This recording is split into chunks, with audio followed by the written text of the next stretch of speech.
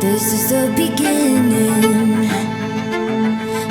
can start right here. This is the beginning.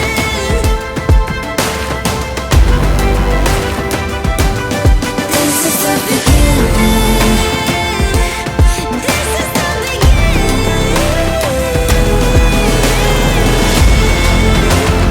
This is the beginning. This is the beginning. This is the beginning. This is the beginning. It starts right here.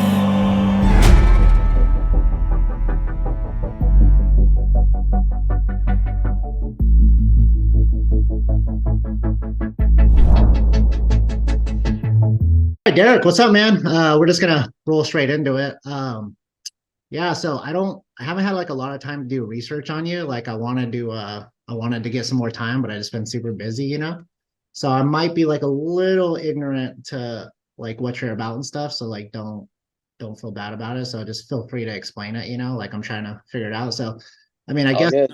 I guess the couple things I do know is you're a paraplegic, right? Yeah, I broke my back at the T8 vertebrae. It's like midway, right underneath your chest, So that means like from the waist down, you just right here. from there down you have no feeling. Yeah, well, I got a lot of feeling, just no movement. Okay, so like you could kind of like feel, but you can't. Is it like to where you can't like get the muscles to do what your brain's saying, kind of thing? Yeah. The nerves just won't fire as Oh, really? fast as the normal ones. Yeah.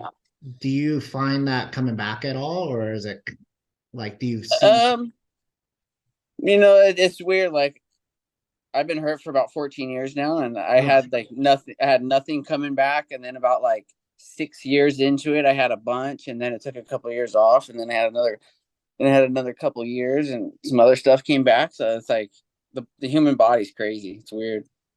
yeah, I seen you doing like you do like physical therapy and stuff, or do you see that not really like helping kind of thing?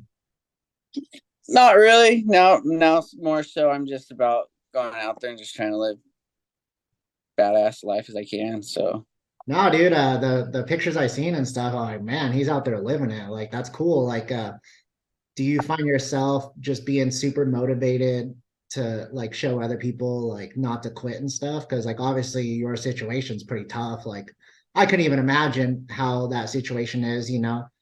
Do you find yourself staying pretty motivated to like show other people or just for yourself, you're just like super stoked to keep living kind of thing? well, I mean, yeah, like I'm out there trying to do my own thing for my own head, but the goal is to get out there and just show people, just like don't give up. Yeah, it gets hard, extremely hard, but like just sitting there and doing nothing is not good for the mind, you know what I mean? So just get out there, stay busy, and the way I do that is, getting lines wet and slinging arrows. So Yeah, that's rad, man. It's super cool.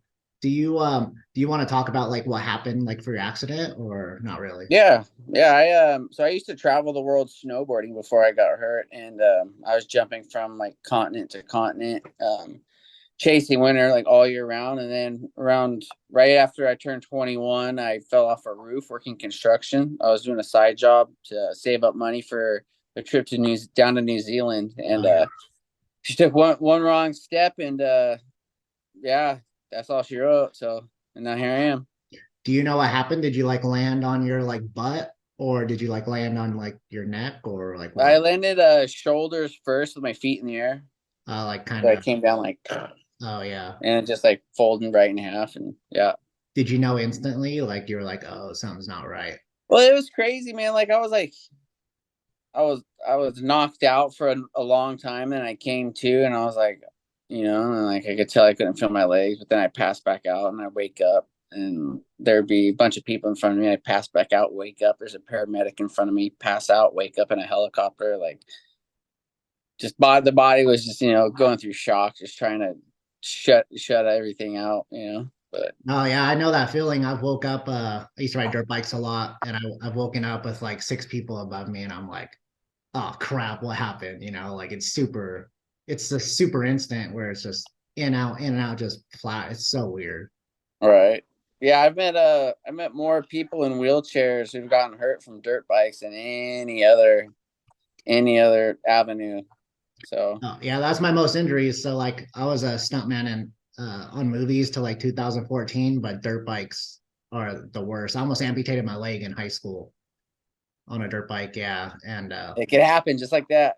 dude, it's like the craziest stuff. And I always get hurt on a dirt bike doing just the dumbest stuff. Like I broke my arm just going back to camp. Like we were training all day and we're just cruising back and I fell and broke my arm. It's like just crazy stuff. It's like dirt bikes are so dangerous. I don't ride like that much anymore. If I do, I don't send it. But yeah, it was super dangerous.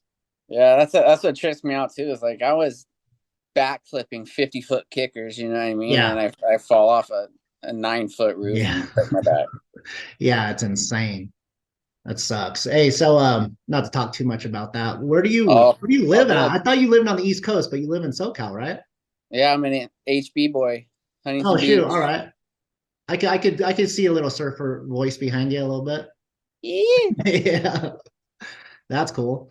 So so as far as like hunting goes, right? Did you hunt before the accident or did you kind of pick it up after the accident? So I always had the passion. Like I used to do a lot of backcountry snowboarding, and I would, Oh you yeah. know, I'd be out there, and I'd be coming across billy goats, moose, bears, and it was always in my mind. You know what I mean? Like trying to get in it, but I didn't get into it like truly till about 3 years after my injury. My uncle got an opportunity to hunt on his buddy's property, and he gave it to me, and I went and shot a doe, and after that, that's all she wrote. And then yeah, I just want to go out there and kill them all, everything. So you shot a doe out of your wheelchair with a bow or a Yeah. rifle? No rifle. I didn't pick up a bow until about 4 years ago, Oh yeah.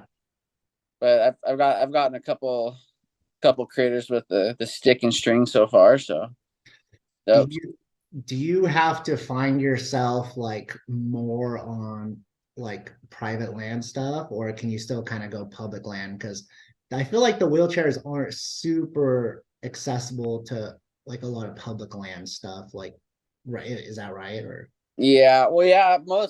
Most of my hunts so far have been public land, oh, cool. but I'm starting to dive out there into the you know the BLMs and the state lands and all that stuff because yeah, there's too much out there to just not try to get out there, especially living in Southern California. I haven't even hunted big game in California yet. I shot a hog, but Oh I yeah. haven't yeah, I haven't even explored the area around here. So other than, trout fishing. Oh yeah. That's cool. Do you how accessible is your wheelchair? Like, do you have to have somebody there to like help you, or can you kind of get to most spots by yourself? Or Yeah, so I got the wheelchair that I use, it's got big mountain bike tires and it's got big front casters. And the front little wheels are the wheels that hinder you the most. But on my off-road chair, they're about the size of a basketball. So I can smash around pretty good on that. I mean, you get petered out doing that for a while, but I oh, I started bet. getting into those track chairs. Oh yeah. Those ones like the tank treads.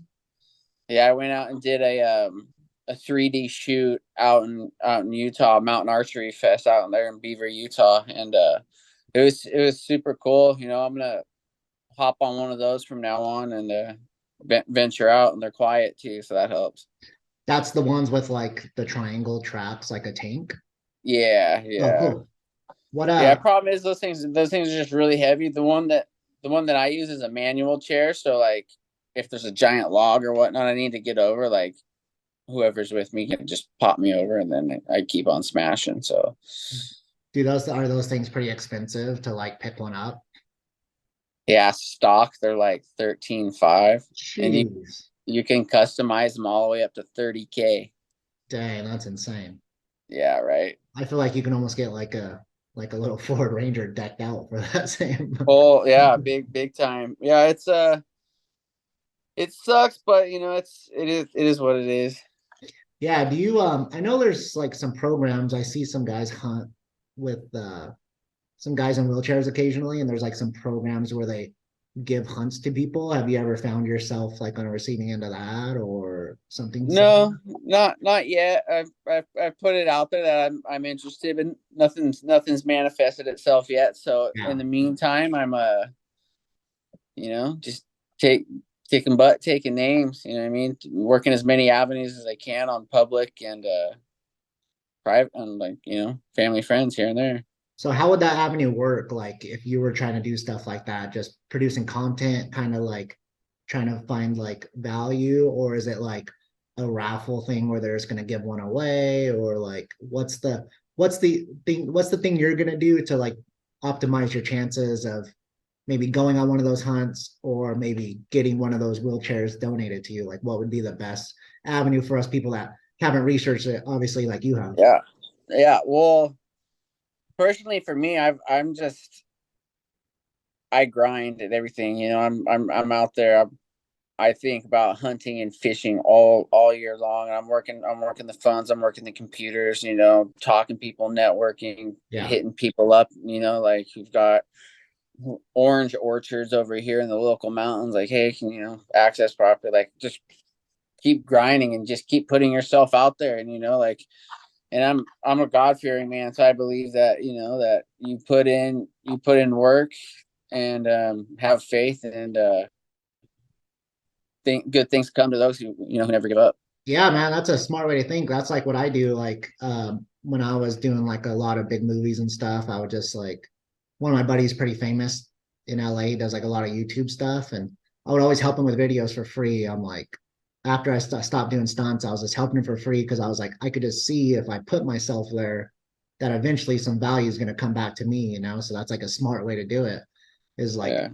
just kind of surround yourself with it, produce content, and one day it's just going to kind of happen. Is You same. know, you never know. That's how I was, blessed with the opportunity to go out to Utah and do Mountain Archery Fest. There's a random guy online. He's like, "Hey, I have 2 tickets." I was like, "Hey, what's up, man? This is me. This is what I do." And yeah, there I am out there in Utah. Free ride, just super stoked, super blessed to be out there. Good people, like the outdoors world. Everyone's so they're just good people. I haven't come across any pricks. I'm sure they're out there, but Oh it's yeah, mostly just like super cool people. Everyone's just down to earth. It's hard to be a prick when you're surrounded by nature. yeah, yeah. You're just like out there doing what you love and happy. It's like cool to see those people. I only know there's only one guy, I won't say it on here, that I don't like in the hunting industry. Just one guy, but he's just like a.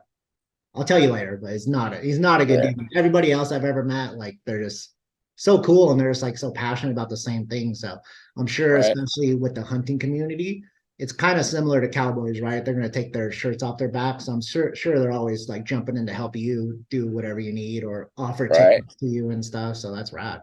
Yeah, it's because I mean there's a little contingent of us out there, but not a there's not a lot. There's not a lot of people who are out there like grinding hard at it and putting themselves out there as much as human possibly, and working every route and every avenue. And I'm just, for me too, like I'm a big gym guy. I'm in the gym 5-6 days a week, working out, building shoulders, back, chest, just trying to be of a least of a burden as possible. And I want to be out there. I want to, like, I see a lot of these guys, like Cam Haynes and Elk Shape, and a lot of these cats out there who are putting their exercising into the gym, out into the field. And I want to be that guy for the wheelchair community. It's obviously different, because it's a different route. No matter what, I'm going to have to use that wheelchair, but it's just working hard and just trying to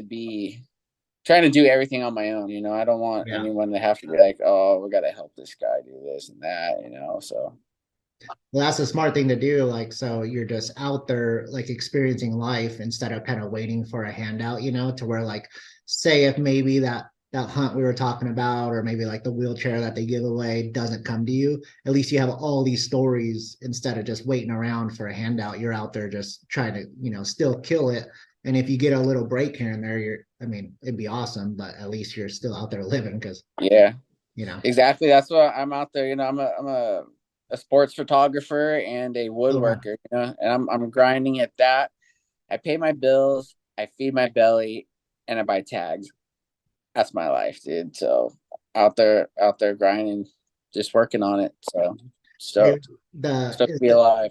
yeah, that's good. That's a good way to think about it, especially 14 years in. Do you feel like I feel like the first couple of years were probably kind of tough because like I've been in a wheelchair when I almost amputated my leg, like nothing to your extent or nothing, but man, it's like it could get tough mentally. Did you find yourself like the first couple of years just kind of struggling with that or Dude, the first couple years was extremely, extremely tough. Going from I was traveling the world snowboarding, 18, 19, 20, living in Australia, all over the yeah. States, and having it being shut off like that.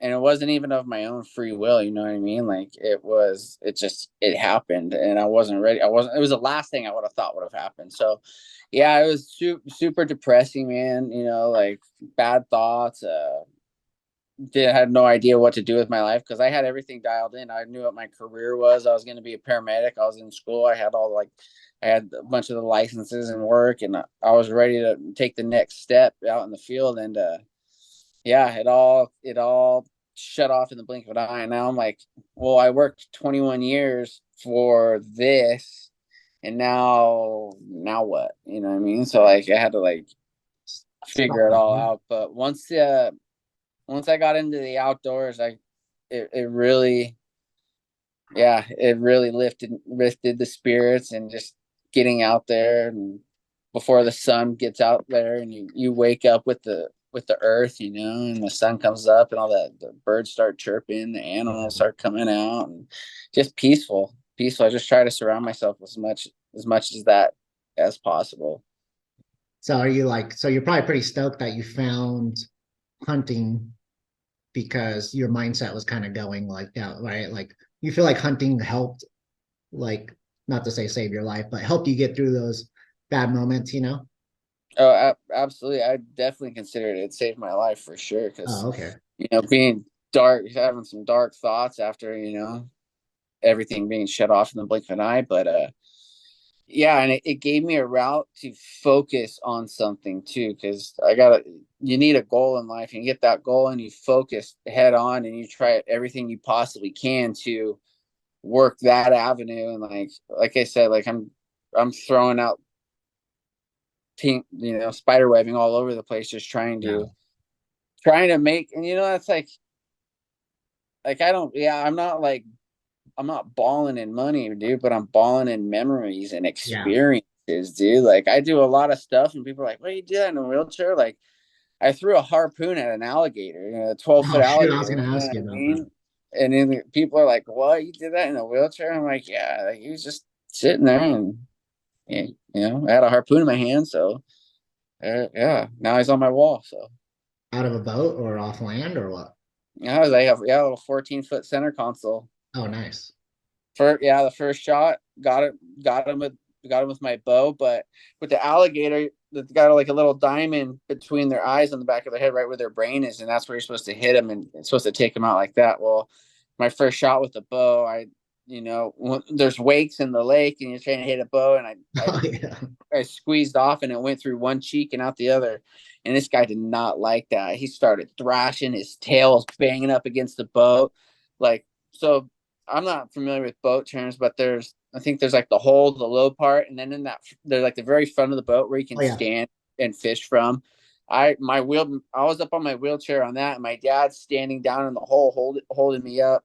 This gator smashing, we're going left and right. My dad, everybody's holding on to the boat. It was sick, and then got it. Then the gator went down, and then he came back up, and the outfitter, the buddy, handed me a harpoon, and I chucked a harpoon, got it right in his eye, and pretty much sealed the deal. But then they have what's called a bang stick. It's like a 5-foot metal rod, and it's got a 357 Magnum at the very tip. So you jab that brain Yeah. area with that thing just to make sure it's all said and done. But it was Yeah. an absolute intense 10 minutes, man. Oh, it was like a 10-minute fight. That's crazy. Oh, I mean, it's so hard to say because it Yeah. goes so slow when you're doing it. You know what I Yeah. mean? But it probably realistic is probably like 5, 6 minutes, maybe at the most. Feels like a lifetime. Yeah, like now that I'm looking back on it, I can recount every little mosquito that was on my arm Oh, wow. and every little bird in the air, and Yeah. it was cool. A That's lot of like fun. yeah, that's like that trip that's like fun, like years after, you think about it, you're like, man, that was fun. Yeah, yeah, and it was cool too because it's just me and pops, and because I was always wanted to hunt an alligator. It's always, I have a checklist of animals I'm trying to harvest, and you know, for my personal self, not going for Okay. any like, not trying to go for any slams or anything, but Yeah. yeah, it was just cool. And alligator was one of them, and the opportunity came out, and the outfitter's like, you know what, I'm gonna be honest, dude. He's like, I've never taken anybody in a wheelchair. He's like, but I'm willing. I was like, if you're willing, dude, I'll send it, bro. Like Yeah. you don't gotta. That's all I care about. Like if you're willing to just try and get me out there, you never know what's gonna happen, dude. You know what I mean? Like I've had to hunt where I've fallen out of my chair, roll back up, get back, get the rifle on, and shoot the rifle, and I'm falling back, and dude, memories, man. Just you make it happen. You make it happen. You can sit there and you can make excuses. Oh, I'm in a wheelchair. I can't do this because I can't go into this scenario. This might happen. I'm like, well, yeah, well, what if it does happen? Like I want to be 70 and have, badass memories instead of being 70, like, damn, I should have did that when I was 35 and had the opportunity. So Do you feel like you would have got upset with that guy? Like if he was like, oh, you're in a wheelchair, I don't want to take you, when you're like so positive minded and people kind of doubt you, do you find that to be like frustrating? Because I'm sure it happens, even though you all don't. time. Yeah, so that's good that you could get people that'll put the faith in you to do it, because it's got to be frustrating for people not to like to doubt you, you know what I mean? Because even me as myself, Yeah. if somebody doubts me in my situation, I'm like, don't freaking doubt me. But I feel like in yours, it's even worse. So that's cool that he was willing to do that. And obviously you showed him like, hey, like maybe you should take some more guys in wheelchairs out because it's all the same, you know? Yeah. And it went smooth, man. It was butter. Like, whatever hiccup we came across, we crushed it. That's what happens. You go out on a mission, you find an obstacle, you conquer it. You go on to the next obstacle, you conquer that one. Go on to the next obstacle, and then you look back and you're 10, 15 obstacles deep. But now I'm eating deep fried gator, and Yeah. I got a gator on my wall. So I do like some deep fried gator. It's pretty good. stoked. Do you so what was Yeah, like it's delicious, man. on gators? I'm not too familiar. Do they like measure them like snout to tail kind of thing? Is that like kind Yeah, of just tip to tip. tip to tip? What did that one measure out? 11 foot 6 inches. Jeez, I feel that's a pretty big gator, right? Yeah, dinosaur. They say the average is about 9 feet. Oh, Yeah, dang. but it was yeah, we're going. I was trying to go as big as I possibly could. So it lined up. You glassed them, and we're sitting on the boat glassing, and I had no idea what I was looking for, and I couldn't say. I'm like, oh, there's all these little bushes in the ground in the water. I'm like, all right, whatever. Then I saw my first gator, and I knew what to look for, Oh and all yeah. those little bushes were alligators, and like where I got it out was Lake Okeechobee in Florida, Oh and yeah, that's no. got the highest density of alligators out of anywhere in the United States. Yeah, that's rad. Did So you the guys have the area I harvested, and I probably saw, yeah, 15, 20, 30 gators. Like they were everywhere. jeez. Did you guys have to get it on the boat or like drag it back or what? Yeah, no, even we got it back. Pulled it out of the water. Got the electric tape, taped its snout shut just in case he had one final hoorah in him. And Yeah. just dragged him on the boat. Dragged him on the boat. It's sick. When did you do that this year or That was in 2021 oh okay. at the height of COVID. Everyone's staying at home worried about the boogeyman, and it never stops. So you got to keep going, keeping on. Yeah, I just found it was more time to go hunting kind of thing. Like the roads were open, nobody was hunting. It was kind of nice out there. Dude, nobody was out there. Yeah. Empty. Yeah, Florida didn't really shut down either, huh? They shut down like the beaches and Oh stuff yeah. like that, but all the good old redneck boys, they're like, they ain't care, dude. Yeah. So Keep. yeah, we don't care. We're like, we've been way worse than this, you know, so this Right. ain't gonna affect us.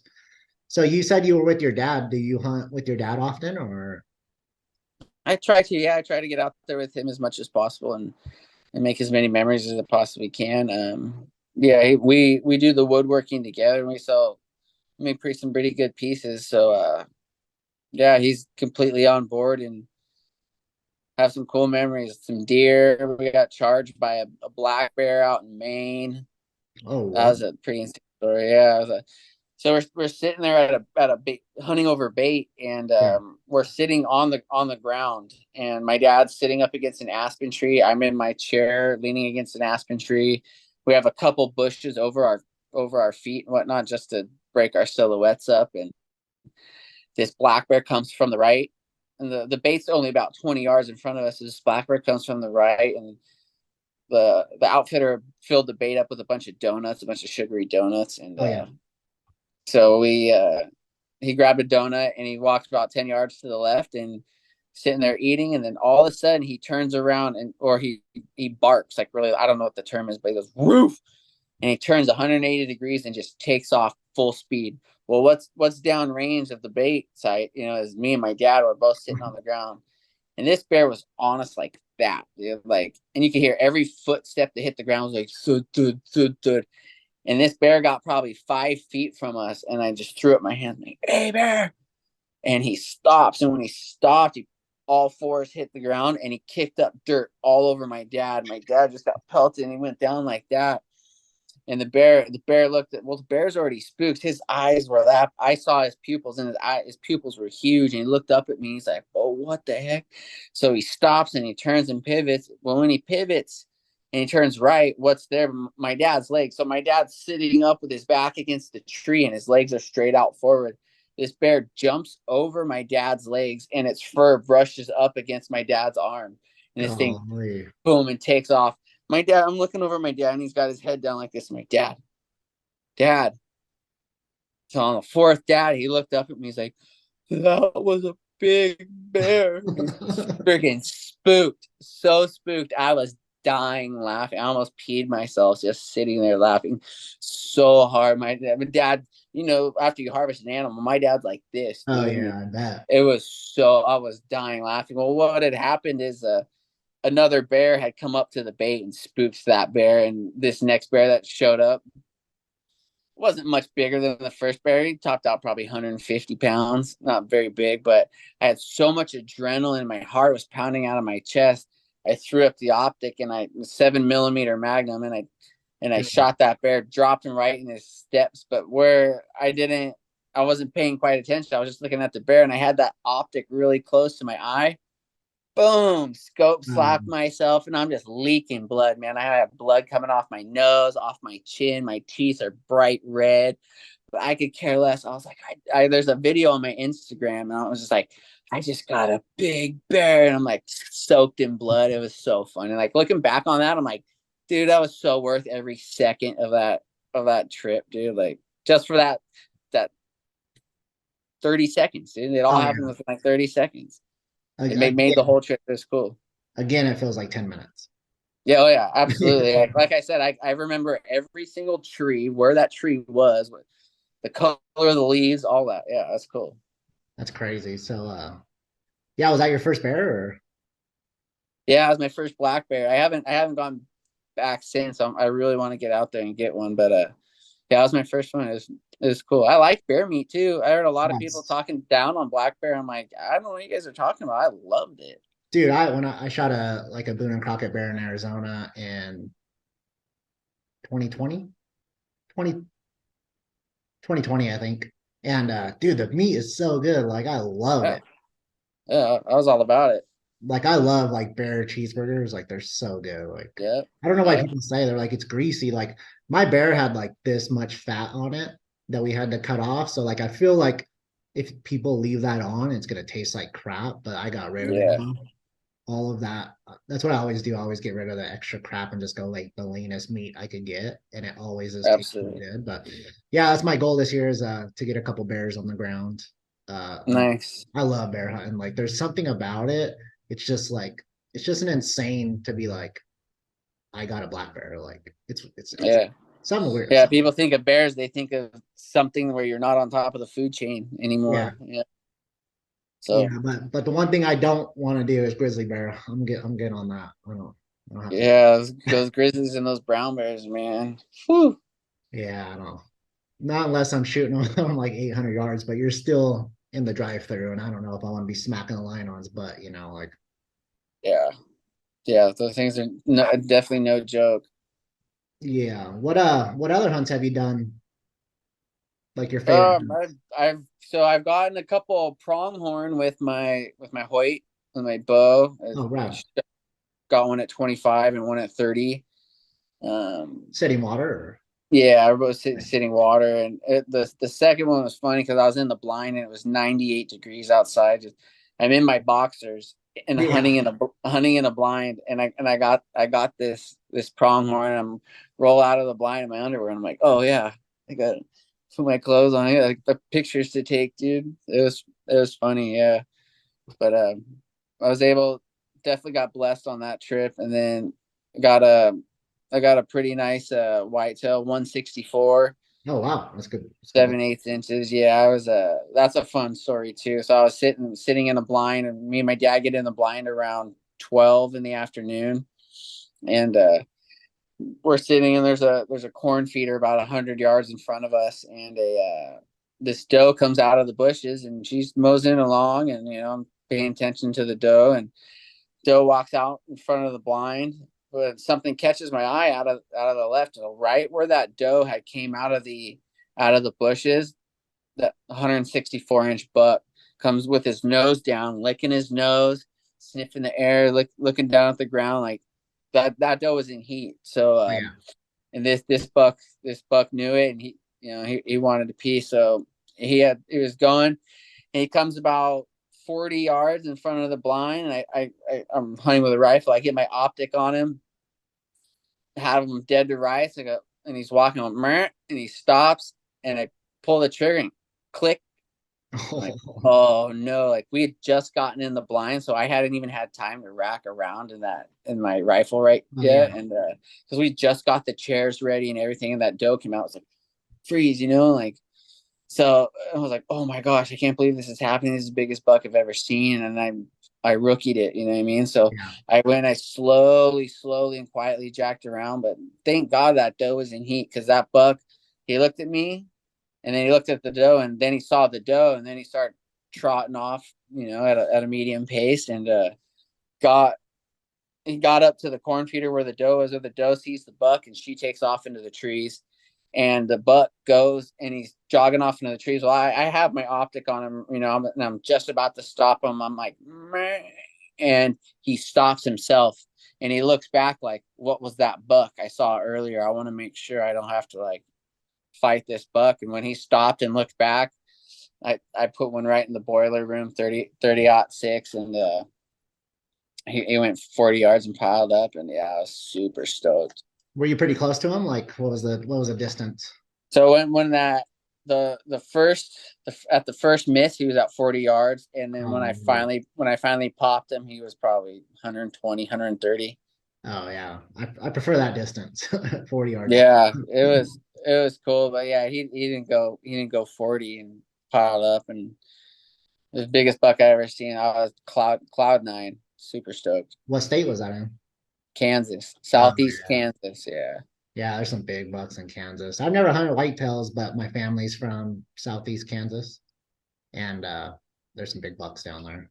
Yeah, them corn fed deers, man, they get pretty stout. They taste pretty good too, like just being corn fed or Yeah, I like them. I like them way better than mule deer. Mule deer, Yeah, they're eating off the cactuses and stuff like that. But those ones out there are eating alfalfa, nuts, and fruit. And, yeah, whatever. It's a cleaner. It's definitely a cleaner meat, not as nowhere near as gamey. So yeah, that's rad, dude. What year did you kill that deer in? that was in 2017. Oh, nice. Yeah, it was cool. Yeah, I just got to the bottom of my deep freezer and I thought I see something that says a tail. I was like, heck? So I went and I got it out and I had kept that buck. I kept his tail for taxidermy reasons. Oh, You yeah. know, I wanted to throw it up on a mountain. Like I just found that tail that I'd totally forgotten about 6 years ago. So that's a cool little surprise, little DIY project. Yeah, that's cool. Do you do your taxidermy like because you're hunting all over? Do you do taxidermy in the place you're hunting, Yeah, I leave it in state, and then and they then ship it? yeah, have them build a crate, ship it out. So do you do like is it like private stuff over there? Like Kansas is pretty privately owned. Do you kind of like get like an access fee or what? Yeah, well, I got my uncle's got a really good friend out there who's got 300 acres. So Oh, nice.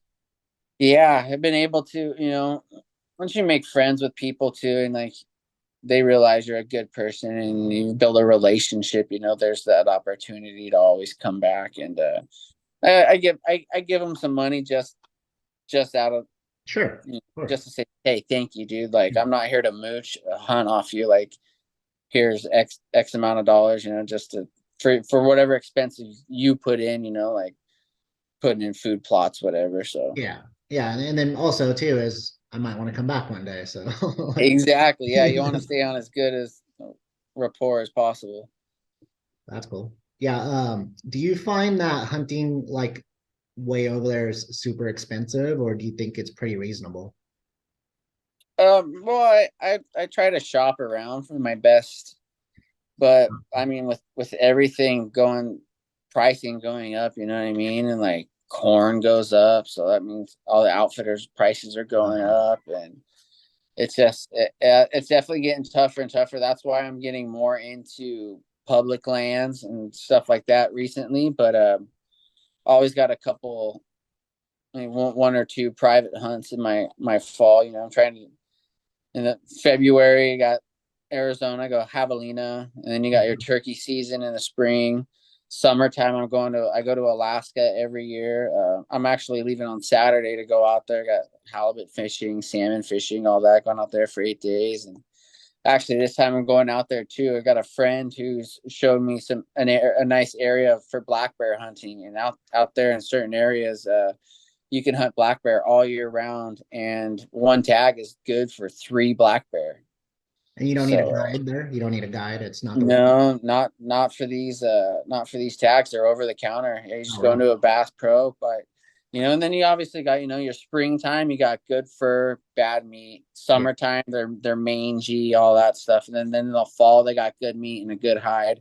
So it all depends on when you want to go. But yeah, 3 bears, one tag, and guys showed me some good property up there or a good area. So and being in the wheelchair too, like I can go and you just take logging roads. You Oh, just cool. drive logging roads, and those bears are everywhere. That's why the tags have so many bears per tag. There's then this unit that I'm going out, they've counted over 100,000 bears in the unit. So Jeez. yeah, they're all they say they're almost like coyotes. There's so many of them, and they're just so like irritating. The state wants them out of there. Those are So black bears. yeah. Nice. Dude, that's crazy. 100,000, that's a lot. Yeah, I'll shoot you the info if you're interested after this. Yeah, I'm trying to figure out where I want to go hunting next. I'm kind of thinking about Hawaii axis deer a little bit.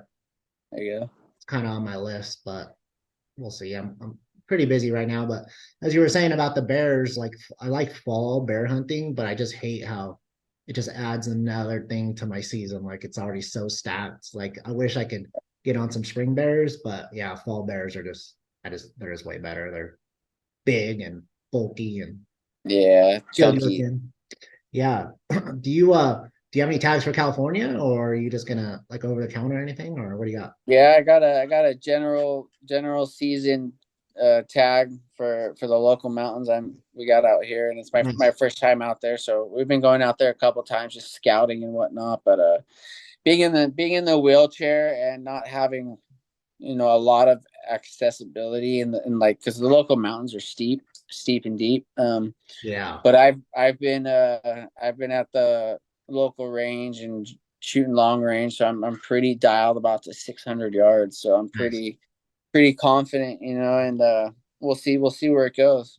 Just need one to make a mistake. So Being disabled, are you allowed to shoot from the truck or from the road? yeah, you have to get a special permit, but I mean, it's cool, but I've hunted out of the car a lot, and I Yeah. haven't come across an opportunity to actually shoot out of my car. Yeah. So it's more so for like if I'm on an ATV or like a side by, smashing deep in the Oh yeah. mountains. But like shooting out of a normal car is a little different. I mean, if I was out in like maybe Wyoming or something, shooting antelope or wherever, but yeah, that's more for like the little wheeled vehicles more so than a car. Yeah, definitely UTV would be better. I've only had like a chance at one buck like out of a vehicle, and he was an absolute dinker. Like that's the only buck I've ever seen.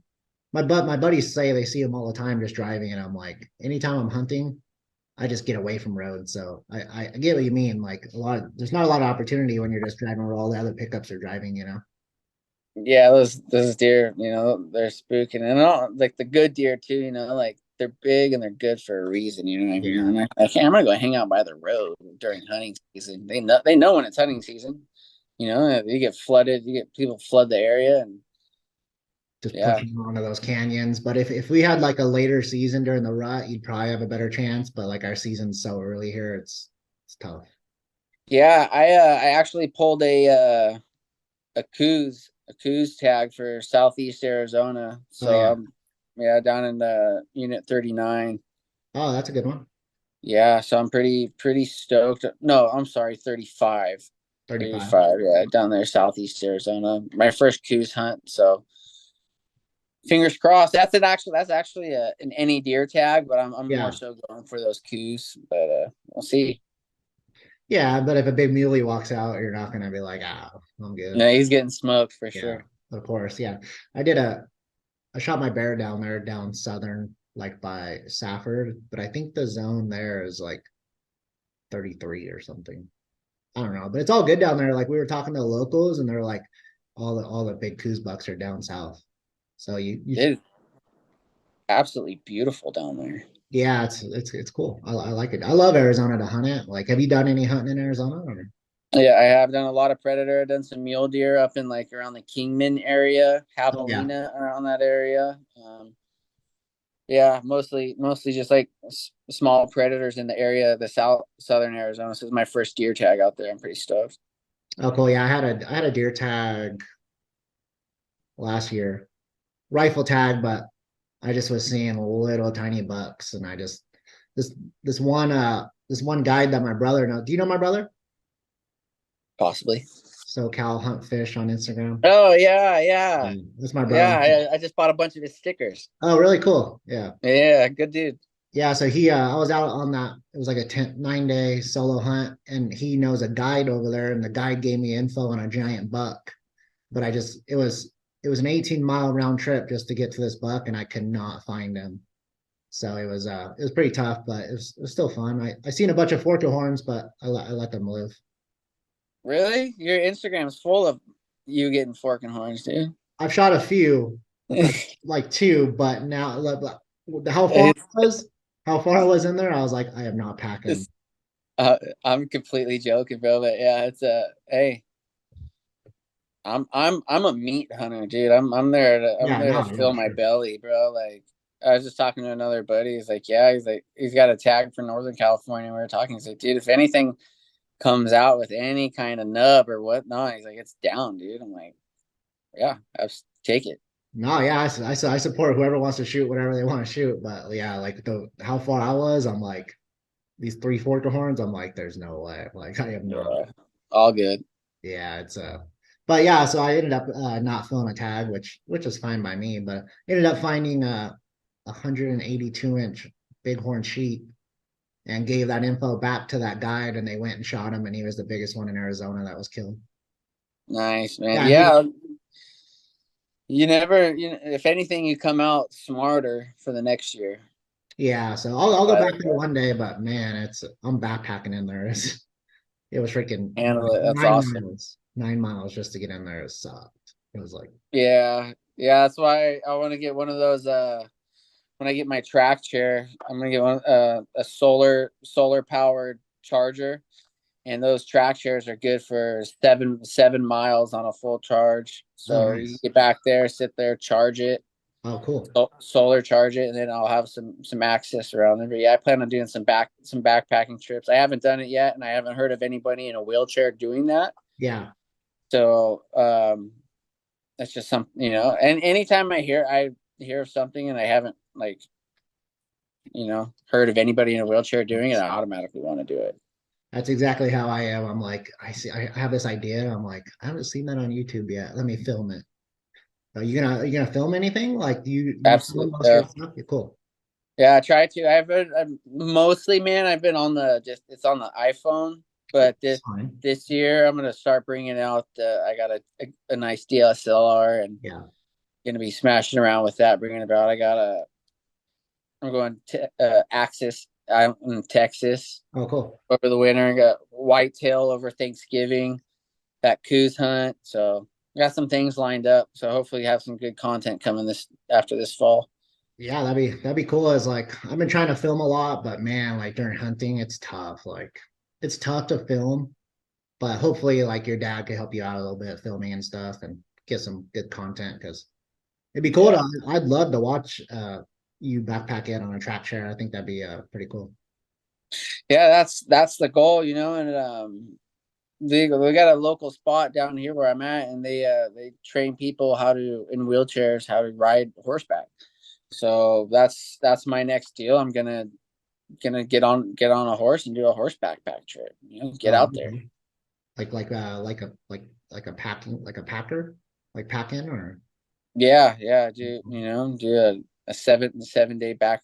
Get however many miles back there. Like I said, it's something I've never heard of a guy in a wheelchair doing. So I'm like, all right, well, whatever obstacle you come across, you take care of it then and there.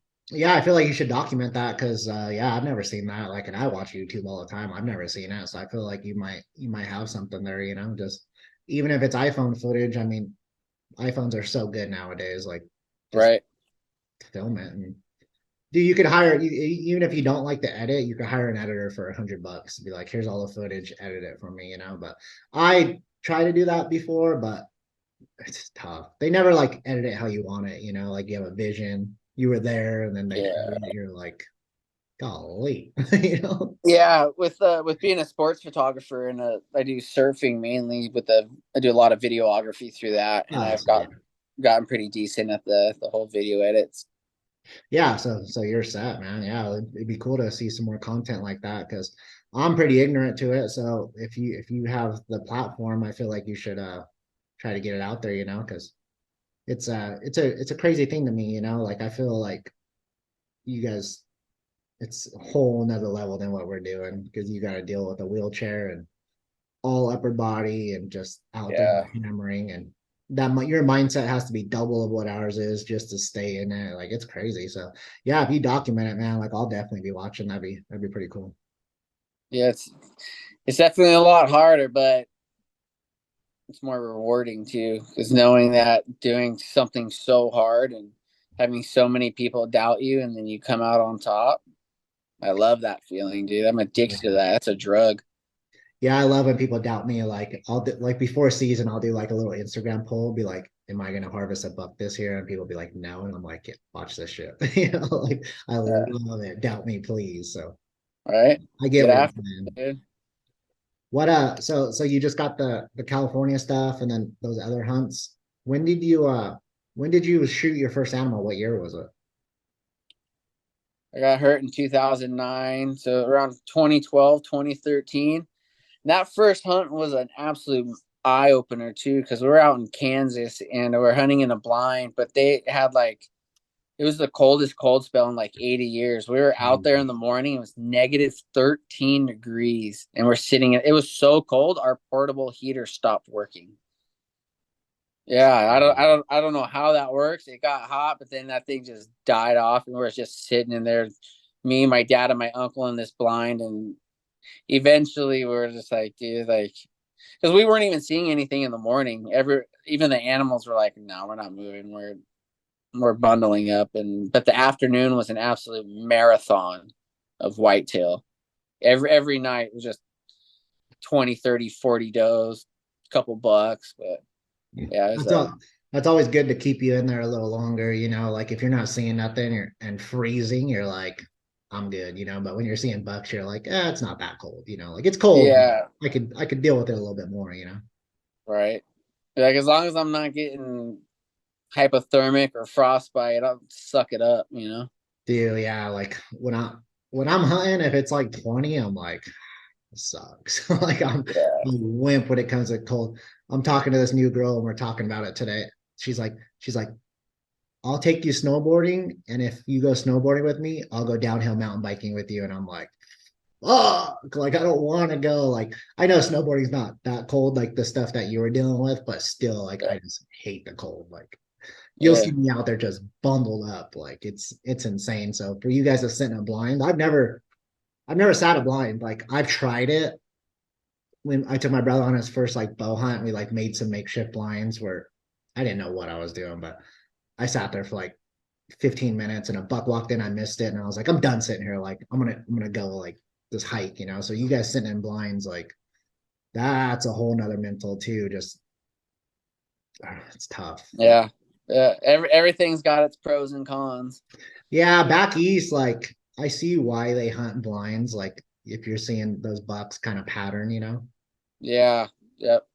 Yeah, I was just sitting over in where we were at, you know, we were just hunting a freshly tilled cornfield. So Nice. those deer are coming in just stocking up on nutrients because it was so cold. They had to come out. Are they just out there like in the field just eating or? Yeah, yeah, they're just scattered around, just picking away. Nice. That's rad. Yeah, like I'd love to do it. Some guys invite me to some place like Iowa and stuff, but I don't know. It's just I love mule deers. Like There you go. I love chasing mule deer with my bow. So like it's tough to like kind Yeah, of you got your niche, bro. Keep, you know, do it. You got to where you are right now, yeah. doing what you're doing, bro. So keep doing what you're good at. Yeah, especially when you're good at something too. You're like, oh, I'm gonna kind of like stick to this, you know, like stick to what you know, you know. But like one day I'll jump over like access deer and Yeah. what's your dream hunt? Like no money, like no budget. Like what would be your dream hunt be? River float, Yukon moose. Oh, like float down and hunt them, or float to a place and then go hunt them.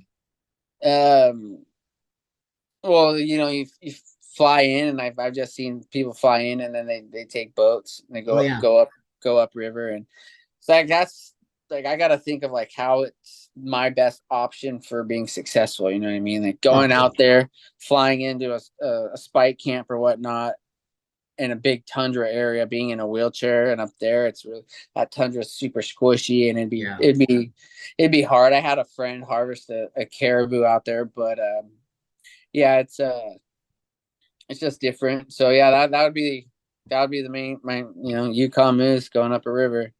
that's pretty cool. Mine's my I want to go New Zealand stag. Like that's like my top one. That's definitely number close to number one for sure. It's a Yeah, 1A 1B type deal there. yeah, but we'll see one day. I go to Africa. Like Africa be cool, but there's like a lot of animals I don't want to shoot in Africa, but there is some that I want to absolutely melee.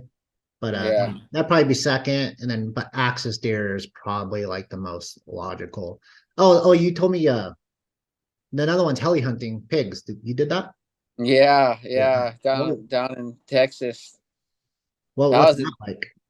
that was intense. So I was in the helicopter, and they put a big seat belt over around me, and I was sitting out. I had both legs out the side of the helicopter, and the pilot ex-military. So I'm sitting there. I'm like, I have my rifle in hand, and this guy's gonna be nice and cool. And no, this guy's like dive bombing.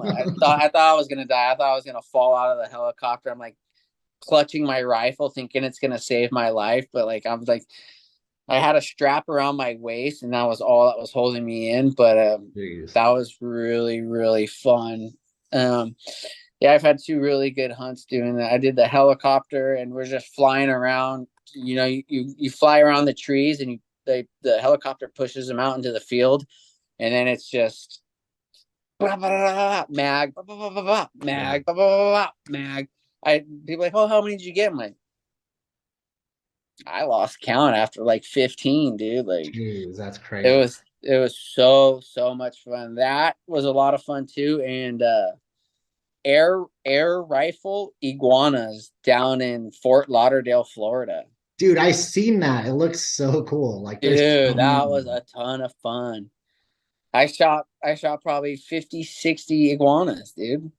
They stack them and bring them home. The Puerto Ricans down there were animate about it. They're like, yeah, they call it the chicken of the tree Oh, really? down there. And they're like, yeah, man, you make tacos, you make this, you make that. It's basically like frog legs. If you like Oh, frog really? legs, then you're gonna like iguana meat. So it was absolutely delicious, man. But it was just so much fun because unlimited ammo, unlimited iguanas, man. Those things are everywhere, and the governor it's opened it up. You can go into all the canals. It's free range, dude. Oh, You just just go out. anywhere. You don't need a license. You don't need nothing. You just get your air rifle, and you walk the banks and just pluck away. That's so with the hogs and the iguanas, there's just so many of them. So you Just try to make it wide open. Yeah, it's like try if you're to sitting in a blind and 100 whitetail came out, and you're just bop, yeah. bop, bop. Like, You gotta yeah, it take was you gotta manage them a little bit. absolutely so much fun. So much fun. Yeah, I seen that. I wanna do it, and then like I want to catch a peacock bass is like on my Yeah, yeah. I got one of those too while I was down there. Yeah, yeah. I feel like beautiful, beautiful fish. that's like one fish other than like some saltwater stuff that I would like replica mount it, like get a mount. Oh, absolutely. Fort Lauderdale has both those iguanas and those peacock bass. I caught a probably 15-inch peacock bass. I wouldn't say 15. I'm how fishing Yeah, yeah, stays, yeah, of course. but it was probably realistically probably 12 inches. But Yeah. gorgeous, man. Bright yellow, green. Had a big old hump on his head. Yeah, the eye on the tail. Beautiful fish, dude. Yeah, I've always been so fascinated by those. I'm like, man, I want to catch one of those so bad. Like I want to catch anything, but Right. if I got one of those, like it'd be super cool. But yeah, so Yeah. my buddy just went to Fort Lauderdale and he invited me, and I wasn't too familiar, but man, I want to go. I want to go get some iguanas. On the iguana, do they eat just the legs, or it's big, so there's probably more meat on it, right? Legs on the tail. Oh, just the tail's what, like The tail is like, depending on your iguana, but it could be up to like 15, 20 inches long. But it's like probably like the first third of its tail yeah. is where all the meat's at, and then it just dangles off into just something that'll whip the crap out of you if you get in the wrong end of it. Yeah, I seen that. That's their main. Is that something that are you supposed to shoot them and eat them, like consume them, or is it like you could shoot them and throw them in a trash can, like that's how many there is? Yep. Oh, Just really? throw them and chuck them if you want to. Oh, yeah. That's not me. I try to Yeah. eat everything I kill. You know what I mean? Even Oh, if of I course. shoot even if I shoot a coyote, I'm gonna like, all right, I'm gonna try to at least jerky these back straps or something. Like you go and you kill a rattlesnake. I like rattlesnake, dude. Rattlesnake's good. I thought it was delicious. A Yeah. lot of people just go out there and just kill them to kill them, but I thought it was delicious. No, you're out hunting, you get a rattlesnake, throw that thing on the freaking on the grate on the fire later. Right? It's Yeah. good. I had a buddy. He's a really famous guy in the outdoorsman world. It's called Field to Plate, and he went and he shot a bobcat, and he jerkied the bobcat, and it was incredible. Oh, really? Everyone who tried it was all about it. So That's I heard underrated too is mountain lions. I heard that's like underrated, like a really good pork chop. I want to get a mountain lion one day. Yeah, that's definitely on the one of my bucket list hunts too. But that's going to be a hard one for me because a lot of those mountain lions, they go steep and deep in those canyons. You know what I mean? And they'll go miles before they get treed. So it's all about. I've seen a guy in Utah in a wheelchair. He got one, but they were able to tree it right next to the road. So he was stoked on that. But he said it took him like 2 to 3 years of trying to get lions before that opportunity to presented itself. So. Yeah, I feel like for your case, you might like tree it and be like, it's not accessible, and maybe like have to like tree it again, or yeah, like go a bunch kind of thing. I I just got a hold of this girl. Just got a hold of me on Instagram. She's in Idaho. She's like, hey, you want to shoot a mountain lion? Come up. And I was like, I might be in Idaho for 4 months later this year, so I might be taking you up on that. Shoot, dude. Hit me with a good time. I know that, and like I'm gonna get a wolf tags are $35 up there. There's like Yeah. as many as you want nowadays. You could get as many as you want. So I'm gonna Yeah, pick I a would love to get a wolf, man. Those things are freaking giants, dude. Yeah, have you seen the soft mounts for the wolves? I have not. So they mount their head hard like a bear, but they Yeah. stuff the animal like a stuffed animal, and you could manipulate it to whatever position you want it to lay. Like, so say if you put it on a pot shelf, you could lay it there like a giant stuffed animal. I've seen them in at the Salt Lake Hunt Expo, and they're so cool. Like they're so big and so cool. Yeah. Uh, Giant animals.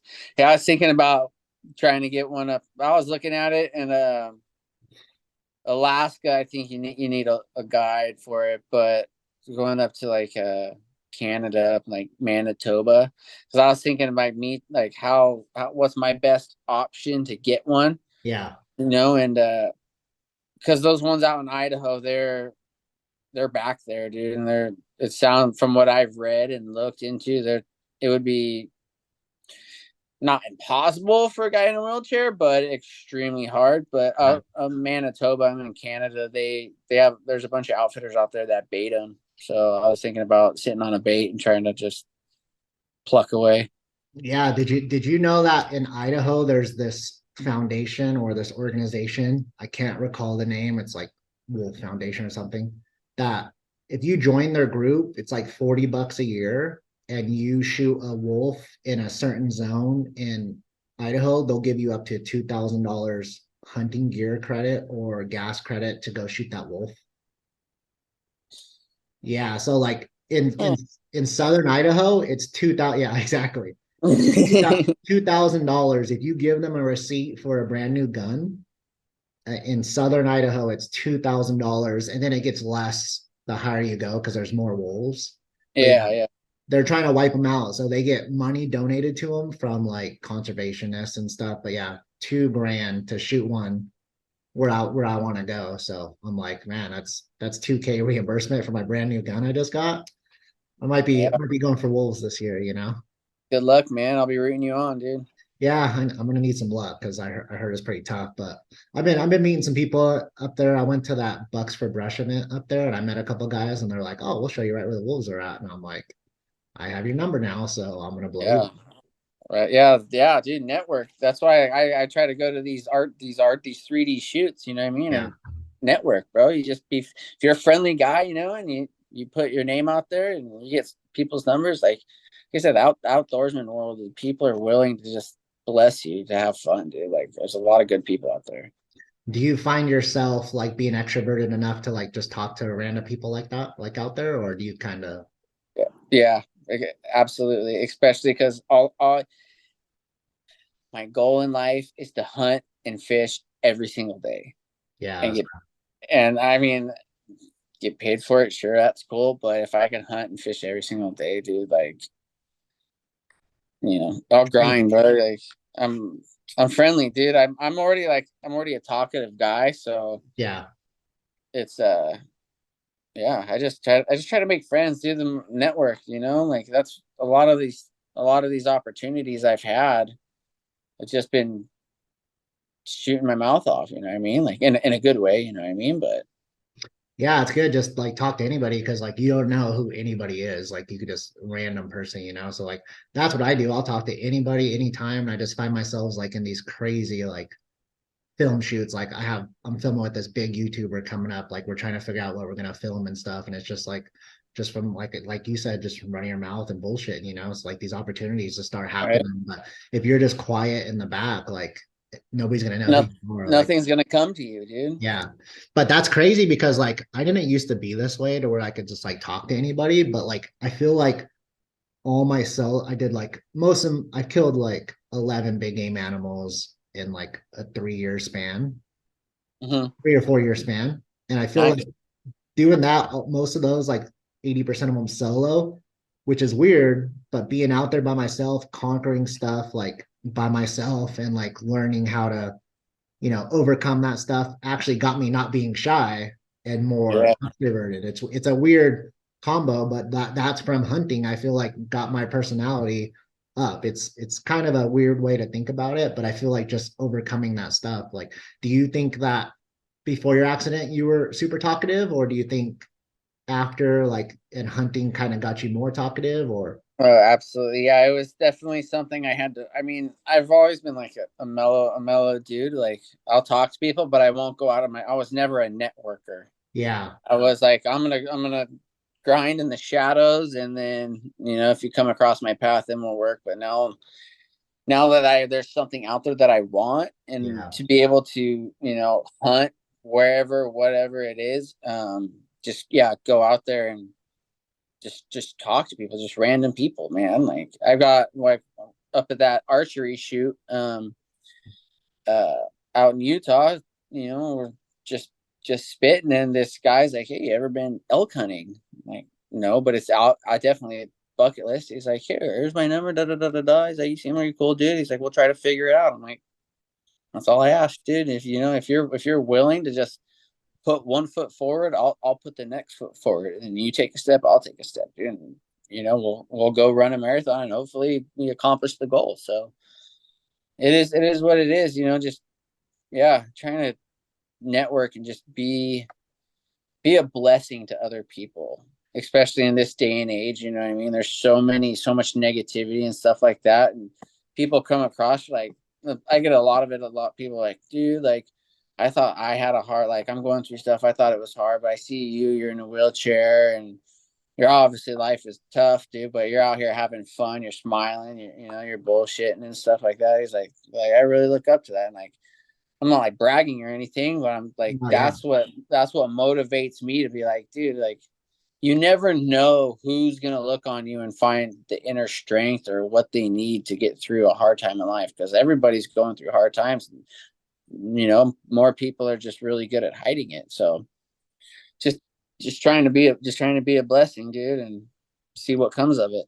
yeah. My ex used to always like give me crap shit because I would just like talk to the most random people, and I'm like, you just don't know what they're going through, like just say hi to people nowadays, and that's like stuff that people don't even have nowadays. Like nobody wants to talk to anybody. Like I could literally sit in line at the bank and not talk to anybody. Like, although there's some people in there that are just like out there, I'm like, oh, please don't Yeah. talk to me, please don't talk to me. But like, you have to have these random conversations, and you have to just put yourself in the like when I went to the Bucks for Brush event, it was like a turnaround trip. It was 13 hours there, stayed for a day, 13 hours back.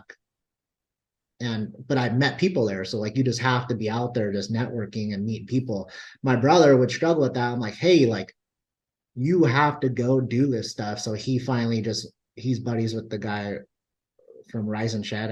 I can't think of his name right now, but he just did like a shed and tell. I told my brother, I'm like, hey, it's gonna be a full send weekend. You're gonna drive to Salt Lake, 9 hours, do the event, and come back. But I was like, you have to do it, and like he did, and just you just find value by surrounding yourself by people and talking to people, and that's what I tell these new hunters. I'm like, hey, you have to reach out to some people if you're wanting to learn how to hunt and just talk to them and run it by.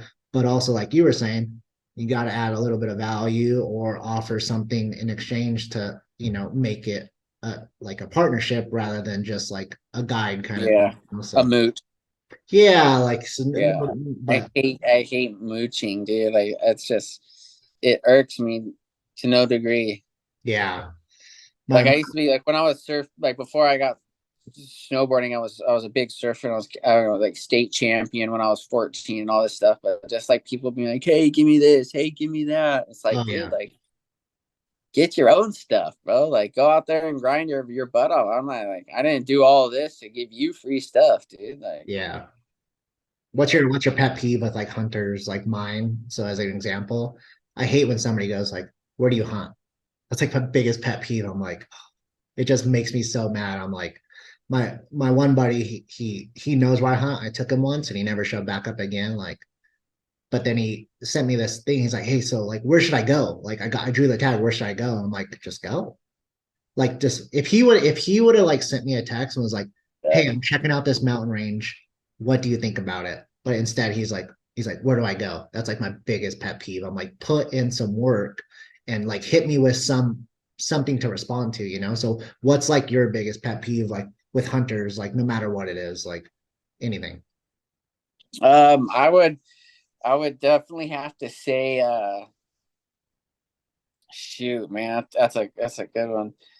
I have to go with people doubting me, dude. Yeah. Yeah, I'm gonna have to go. I have to go with that. People are like, dude, like that's a really rugged area. I'm like, yeah, it is, dude. But I'm gonna find a dirt road. I'm gonna go and I'm gonna find a decent glassing spot. I'm gonna spot something, and that's why I'm practicing long range shooting. You know what I mean? I'm Yeah. obviously, I can't spot and stalk to the best of my degree, but I'm gonna I do my can sure best. I can sure poke something at 600-700 yards, dude, and whoever I'm with, a buddy, whatever I don't know, whatever the case is, you know what I mean? Like we get it done.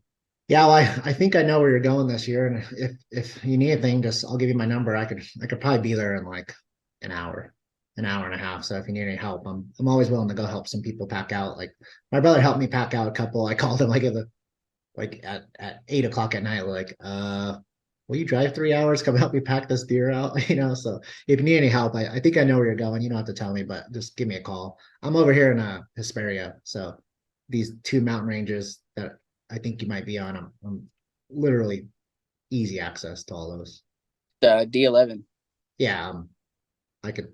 I'm right there. Like I could see Wrightwood from my house.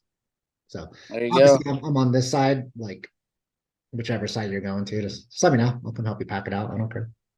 Yeah, or if you want to come in glass, if you're bored.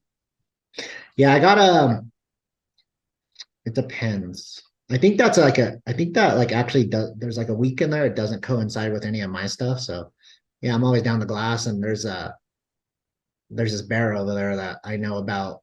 I can't remember where. It's on the backside, like over by where like Highway 2 comes out. There's a Mhm. giant bear over there that I want to go put some work in for him over there. So I'm on. Get it. Yeah, get it done. I got the bear tag as well because you never know. I had a buddy harvested berries. Like I didn't even I wasn't bear hunting at all, but he popped out of this ravine, and I just so happened to have a tag. I'm like, hey, dude, Yeah, extra $60. Yeah, dude, you did a $60 bear. I'm all about it. yeah. It's good to have that tag instead of see one walk out and be like, oh, no, you know. Yeah, shoulda, coulda, woulda, right?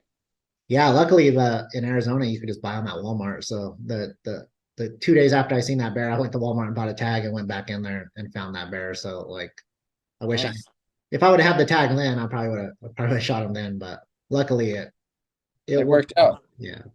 You grinded, bro, and you did what you had to do, and you got the job done. That's what I'm all about, bro. That's why I Yeah. respect you. So Hey, so what else do you have to say about like guys in wheelchairs and like hunting that like people don't know? Because I'm super ignorant to it. Like I've only seen like the 2 or 3 videos that are online about guys, going hunting. I think I seen one with like Corey Jacobson and then like a couple other guys. And how many wheelchair hunters like are you familiar with? Like obviously it's going to be a small like group that you're probably like familiar with. Like how many guys like are you familiar with that get after it and go hunting out of a wheelchair? yeah, I know a lot of guys who will just do like with family and friends, and they'll go hunt a small property with said family and friends. I have a buddy up in Oregon. His friends actually blessed him with a caribou hunt up in Alaska, and he was successful on that. He got one out in the Brooks Range. All right. So he's super stoked. And then yeah, I got another buddy out in Oregon. They do, bear and elk and whatnot. But I don't, as far as I know, I'm not like bragging about the only one who is traveling all over this country trying to. I haven't come across anybody who's, because my mindset is, yeah, my legs don't work, but I want to be just like everybody else, dude. Yeah. I mean, like all people, like you're going where nature calls, where the animals are at, dude. So like, I personally don't know anybody, and like I'm like I'm just blessed to like be good at my profession to where I have the money to pay for plane tickets and whatnot. But yeah, just I'm not too familiar with very many people, but there's a lot of people. These track chairs are huge, dude. That's a whole new ball game for a lot of people not being able to get out there, because a lot of these wheelchairs, the tires are an inch and a half thick, and trying to get out in wooded areas, muddy areas, stuff like that, it's not happening. No matter, like, I mean, you might have some super dedicated friends that might pick you up and get you out there, but those track chairs are really opening it up. Because like my first time riding one of those track chairs was out in a mountain archery fest out here at Beaver, Utah, and I was going over logs. I was going through 5-foot snow drifts, Oh, through wow. 5-6 inches of mud, going through rivers and streams, just smashing. You know what I mean? And so those things are definitely opening up the game for people like me to get out there. So before it was very a quiet niche, but I think with those off-road chairs, man, yeah, they're getting out there. So Nice. it's tough, but a lot of I've seen a lot of these people do, like, a lot of people are really cool, and they're doing like these dream hunts for people, Yeah. taking them out and getting them big deer and whatnot, or whatever it is. But as far as I know, I don't know anybody who's trying to get it done on a state by state basis. So Yeah, that's cool. So you trying to be like the kind of like the forefront of that, like not the spokesperson, but at least try to be out there and get people familiar, like, hey, like this is us, this is what we do, but we're still gonna freaking work hard at it.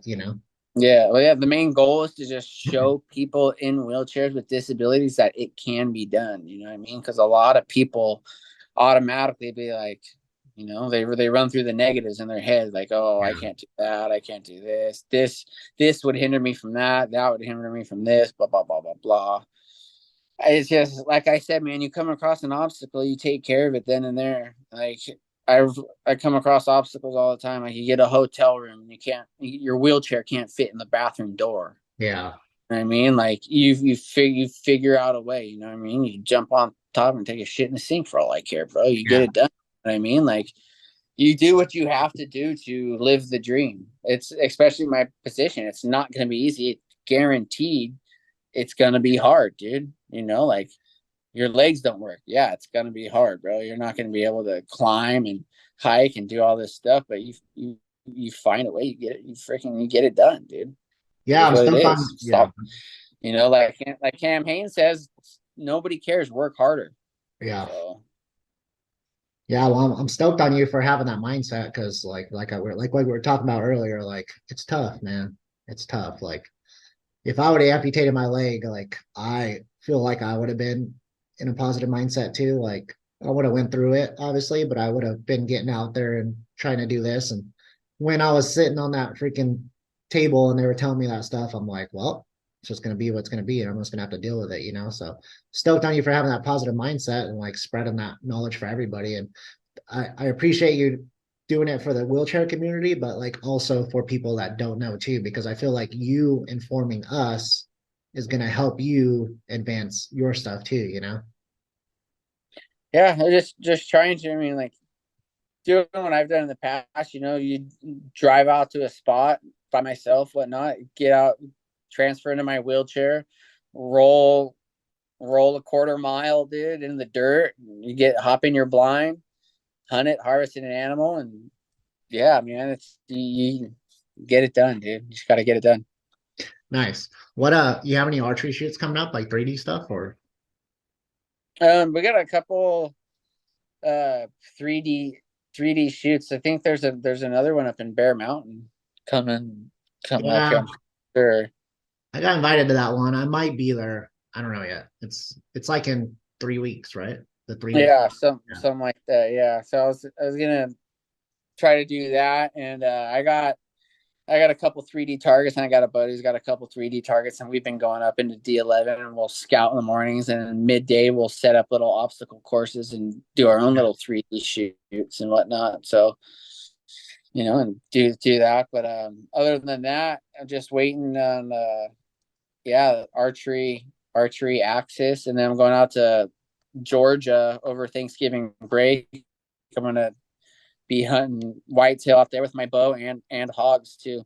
The buddy's property we're going at has a green light on his feeder, and he Nice. has the feeder, and that green light, those pigs can't see that green light, so you just sit on them and let them come through. And yeah, they were like, oh, like, yeah, bring your rifle, bring your rifle. I was like, he's like, you'll get more. I'm like, man, I want to get them with my bow, dude. Like, Yeah. it's a whole different level of like respect and like for the animal, you know what I Yeah. mean?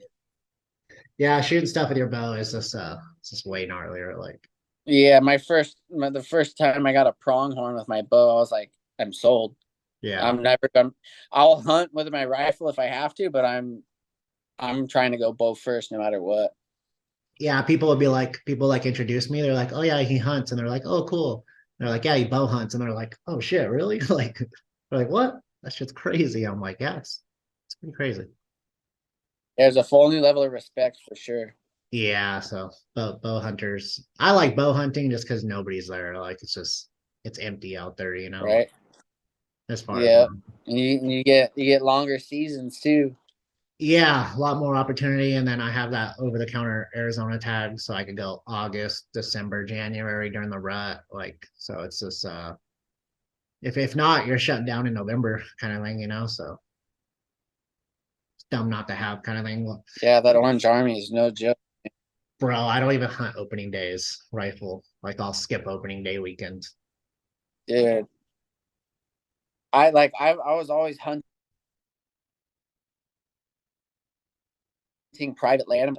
My mind was because I was like Orange Army this, Orange Army that. I'm like, yeah, okay, Yeah, whatever, dude. It's an Orange Army, bro. Like, there's hundreds of people yeah, in the same spot you're at. yeah. Me and my I was buddy. like, this is lame. Yeah, me and my buddy climbed this mountain at like 4 a.m. to beat all of them, and we turned around and we just seen headlamps just all over these mountains. So I'm like, eesh. Luckily, nobody was Yeah, coming with us, but I yeah, don't, headlamps, ATV, AVT yeah, lights, all spotlights, all that, dude. they're My yelling and I don't. Opening yeah, weekends. I didn't see a single deer my that whole hunt. Oh yeah. Uh, Well, cool, but man. I think we're like at an hour 15, which is freaking great. I don't want to blow out all the content because I want to talk to you again. Like, I feel like that was a really good podcast, and I definitely want to get you on after your next hunt and kind of see how that goes, and just keep chatting and stuff. So we'll probably end it here, and you got to stay in touch. Let me know if you're gonna go to Big Bear because I might be there. I'm gonna go to hike to hunt in a Flagstaff the weekend before, so that's gonna kind of justify. But if I go to Big Bear or not. So just stay in touch. I done it. Yeah. That's another 3D shoot or what? Yeah, it's in Flagstaff. It's like I guess it's like really hard. Like they have like 140 yarders and stuff. Nice. Yeah, I was gonna go last year, but then I just like made an excuse that it was gonna rain and it was like kind of monsooning. So I was like, oh, I'm not gonna go. So I plan on going this year. Uh, but obviously like it could change the night before kind of thing. So but I'd like to go to Big Bear. I've never done that one. I guess my brother won it, the bow hunter class last year. Nice. Yeah, so I can't shoot his class because my bow's blue. Fucking stupid, but yeah, it's freaking dumb rule. But yeah, dude, stay in touch. Let's do this again sometime, especially after season. And it was nice chatting with you and good luck on those hunts, dude. Right on, bro. Appreciate it. Stay safe. Yeah, you too, man. Good talking to you. Bye. Later.